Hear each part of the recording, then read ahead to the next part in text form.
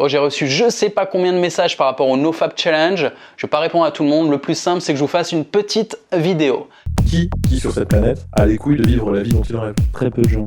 Moi, j'ai baisé une naine. Qu'est-ce qu'il y a, hein? Qu'est-ce qu'il y a? J'ai kiffé, j'ai kiffé. Natalia, do you like my dick? Of course. Putain, c'est quoi son nom?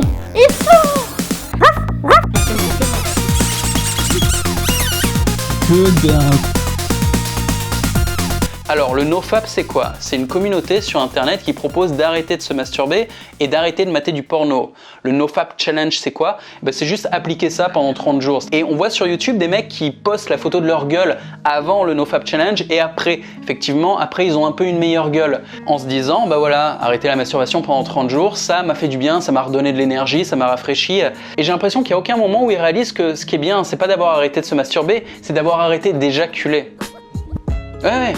Le problème, c'est pas la masturbation. Le problème, c'est d'éjaculer tous les jours.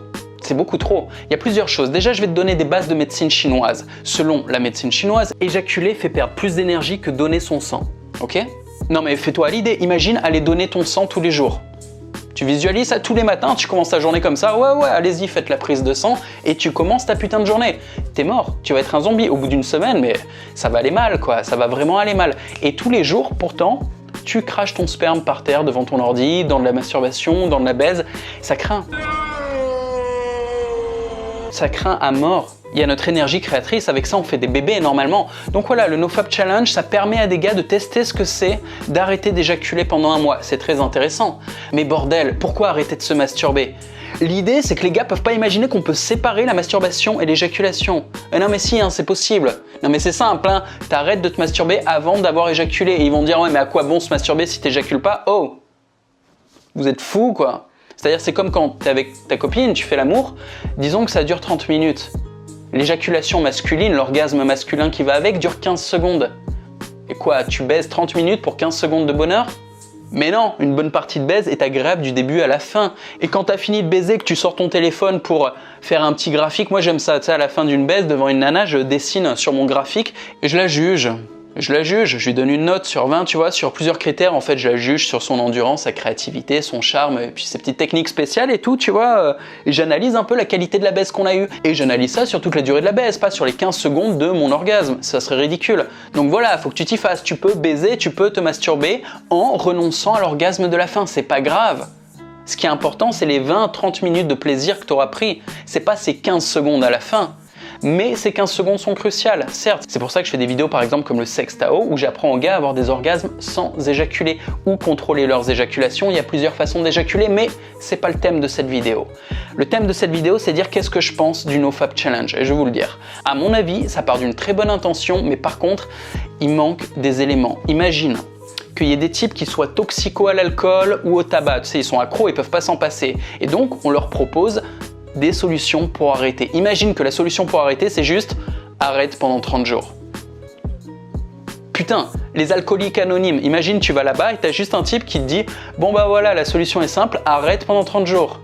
Mais ça marcherait pas leur truc, ça se passe pas comme ça. Quand tu vas aux alcooliques anonymes pour essayer de régler l'addiction à l'alcool, j'ai jamais été, mais je vois dans les films comment c'est, ils se mettent en cercle, il y a une sorte de thérapie de groupe, ils partagent, ils expliquent les problèmes qu'ils ont eu dans leur vie et ils ont une compensation affective. La compensation affective, c'est quoi? C'est d'autres gens qui sont dans leur situation, qui les comprennent, qui les écoutent et ils se respectent, hein.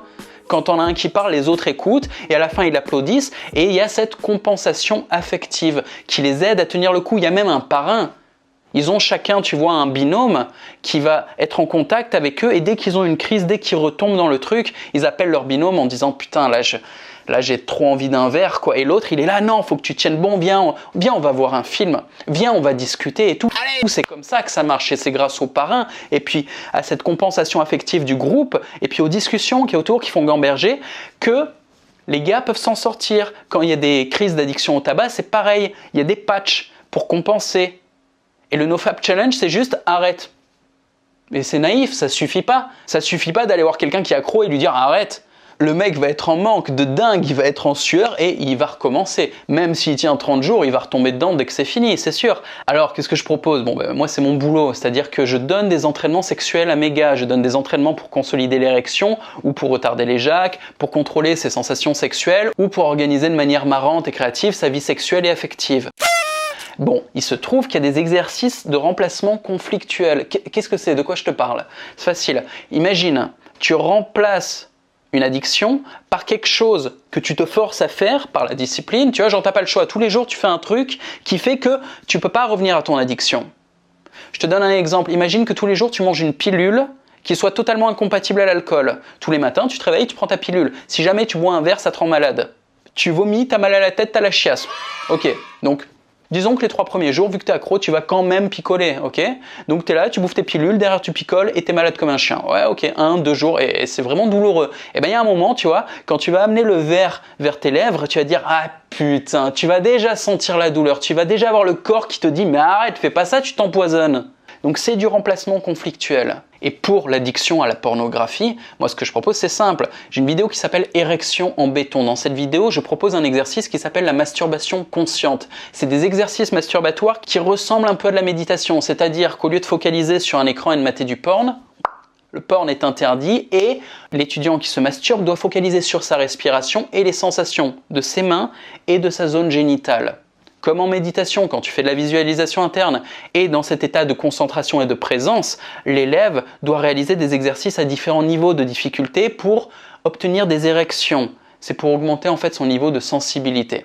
L'idée, c'est que quand il a fini de faire ça, il est fatigué. Il a la bite fatiguée. Juste après ça, t'as pas envie d'aller voir du porn, t'as juste envie d'arrêter de toucher ta bite parce que c'était fatigant. Et puis il y a d'autres exos. Il y a des exos avec la pompe à bite, il y a l'exo du gel. Enfin, il y a plein de trucs qui font que une fois que t'as fait ton entraînement comme dans le programme, tu veux te reposer. S'il te faut encore un exemple, imagine un déménageur. Toute la journée, il porte des cartons. Tu crois que le soir, il va aller à la gym pour soulever des poids? C'est bon, il a assez soulevé dans la journée. C'est pareil, le type qui s'est entraîné entre 20 et 40 minutes dans la journée pour étirer, relaxer son pénis, le faire un peu grossir, développer son érection, contrôler son muscle PC. Il y a tout un tas d'exercices, ok? Une fois qu'il a fait ça, tu crois qu'il a encore l'énergie pour aller mater du porn? Non, non. Alors, il y en a qui vont pas acheter ma formation parce qu'ils n'ont pas d'argent, qui sont pas intéressés, pas grave, je vous donne quand même un conseil gratuitement. Si vous êtes accro au porn et que vous voulez un remplacement conflictuel facile et gratuit, c'est assez simple. Augmentez les quantités de sport et les quantités de travail fatigant. C'est tout simple. Et aussi, interdisez-vous plusieurs trucs. N'éjaculez plus jamais devant du porn. Interdit. On n'éjacule pas devant du porn. Branlez-vous un petit peu de temps en temps si vous ne pouvez pas vous en empêcher devant du porn, ok, mais sans éjaculation, jamais. Et franchement, essayez d'éjaculer max 2 fois par semaine. Et ça veut dire, ouais, des fois vous vous masturbez sans aller jusqu'à l'éjac. Eh oui, eh oui. Une autre règle à respecter, frérot, très important, ne te masturbe pas le soir après 10-11 heures. Tu sais, quand tu es déjà fatigué, ton corps n'a pas envie de cette dépense énergétique. Alors, si jamais tu as des insomnies et tout, ça t'aide à dormir, c'est une chose. Mais moi, je te parle du soir où tu es vraiment crevé, tu vois. Tu es vraiment crevé, tu sens que ton érection est même faible, fragile, tu vois. Tu bandes pas très bien et tu forces le truc en allant trop vite, frénétiquement, en te tirant sur la nouille. C'est pas bon. Vraiment, tu t'uses la bite. C'est comme si t'abusais de ta propre queue, c'est pas bon. Ça crée pas une bonne relation avec ton propre corps. C'est malsain, faut pas le faire. Donc, masturbe-toi en journée, quand t'as la patate, ne va pas toujours jusqu'à l'éjac et essaye de faire du remplacement conflictuel. Soit ma formation qui est vraiment exactement ce qu'il faut et qui te booste ta puissance sexuelle en même temps, soit, si tu veux faire autrement, augmente ta quantité de travail et de sport. Voilà, c'est tout, je te fais une bise, j'espère que ça aura servi, salut. Yes frérot, merci d'avoir regardé la vidéo jusqu'au bout. Tu sais bien comment marche le game, le minimum c'est de t'abonner et lâcher un commentaire bienveillant. Et si tu veux vraiment me faire plaisir, partage cette vidéo. Bise ma gueule, continue le travail.